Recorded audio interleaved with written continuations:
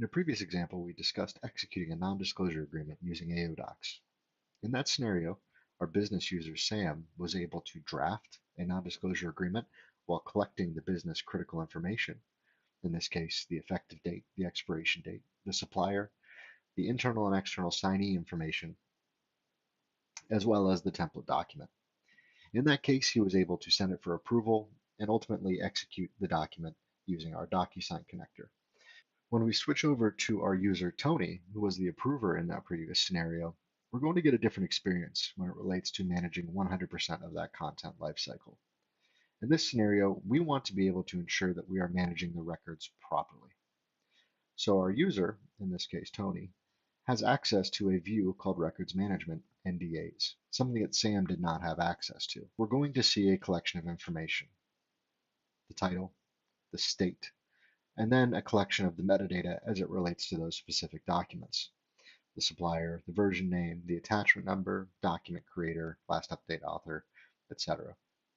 We also have our expiration date, a critical piece of information for this specific scenario as it relates to the business process, but also as it relates to our records management policies. Here, the expiration date coincides with our event type for our retention ID. In this case, we've established a retention ID for these documents.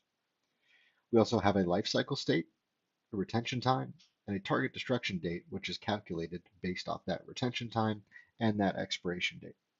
So in this scenario, our users were able to go about their business, create their documents, push them through their processes, while the system automatically managed and maintained this critical information that is often seen as a burden on the end user for the different business use cases.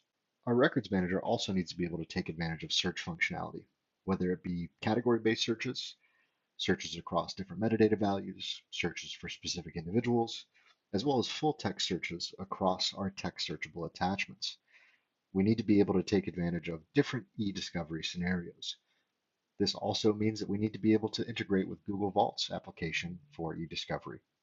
This is something that AODocs is going to be able to facilitate through our concept of storage accounts and inclusion in that Google Vault capability. When we click into a specific search result, we're able to see that information that the user worked with, as well as the hidden properties that were managed automatically by the system.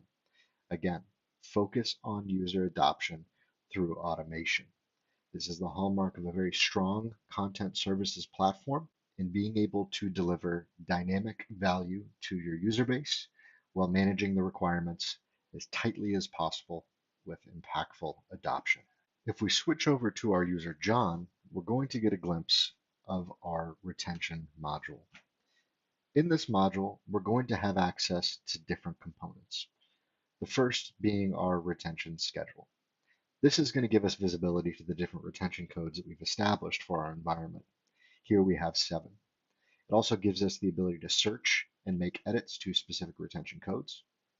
We also have access to our pending libraries. This gives us visibility to all of the libraries within our environment, which are retention eligible.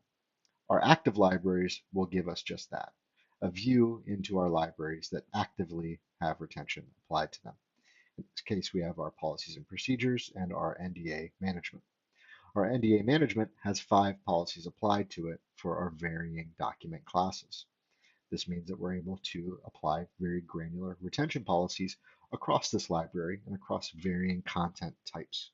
This also means that we do not use a catch-all bucket or a single retention destruction date for the environment.